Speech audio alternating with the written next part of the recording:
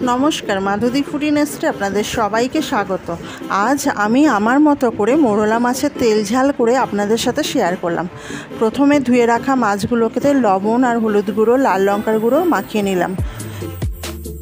সর্ষের তেলে ভালো করে কড়া করে ভেজে তুলে নিলাম মাছগুলো।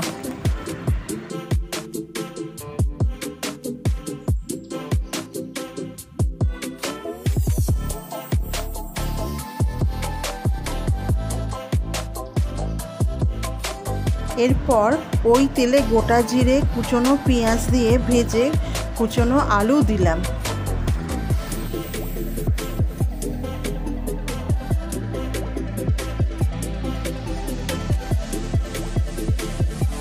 এরপর পরিমাণ মতো হলুদ গুঁড়ো, লবণ দিয়ে একটু ভাজা ভাজা করে কুচনো টমেটো দিয়ে দিলাম।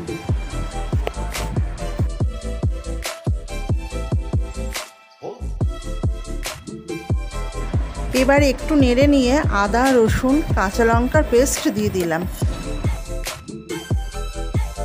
ভালো করে কষে নিয়ে লাল লঙ্কার গুঁড়ো, জিরের গুঁড়ো দিয়ে পরিমাণ মতো গরম জল দিয়ে দিলাম। ফুটে উঠলে ভেজে রাখা মাছও দিয়ে দিলাম। এবার 5 মিনিটের জন্য লো হিটে ঢেকে রাখলাম। ঢাকা খুললেই রেডি মোরলা মাছের তেল ঝাল। Thank you viewers.